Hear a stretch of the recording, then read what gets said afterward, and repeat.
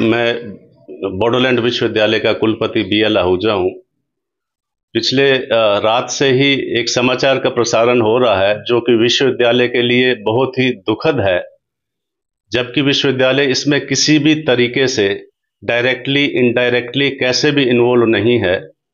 जो भी कॉलेजेज को, जो एफिलिएटेड कॉलेजेज हैं बोडोलैंड यूनिवर्सिटीज़ के, वो बोडोलैंड विश्वविद्यालय के अंडर में एज सच नहीं आते हैं। वो सारे के सारे BTC के अंडर में हैं और उनका अलग से ही सारा ऑफिस है।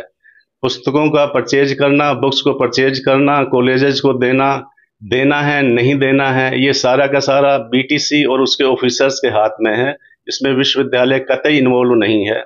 अगर उनके यहाँ पे कोई गलत परचेजिंग हुई है तो उसका इंक्वायरी BTC को ही करना है, वो अपने स्तर पर करना है। विश्वविद्यालय इसमें कुछ भी नहीं कर पाएगा क्योंकि वो कॉलेज हमारे अंडर में है ही नहीं। ना तो हमने पैसा दिया है उसको बुक्स परचेज करने में, और ना ही हमने कोई ऑर्डर दिया है, ना ही हम बिल पास करने वाले हैं, क्योंकि हमारे को पता ही नहीं है कि किसको क्या दिया है।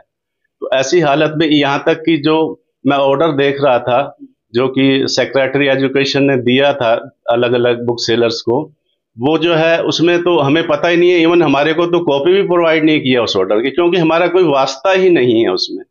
और वो जो लीगल नोटिस आया है उसमें भी ऐसा कहीं नहीं है कि विश्वविद्यालय को कोई इस तरह का कोई आरोप लगाया हो। विश्वविद्यालय को सुझाव दिया है कि आप इस तरह का कोई बिल हो तो उसको पास नहीं करें, क्योंकि हमने कोई पेमेंट करना ही नहीं है, हमारे पास बिल भी नहीं आना है, तो इसलिए पेमेंट का कोई सवाल ही नहीं होता है। तो इस तरह के विश्वविद्यालय की छवि को धूमिल करने के लिए कुछ हो सकता है कि असामाजिक तत्व कोशिश कर रहे हों।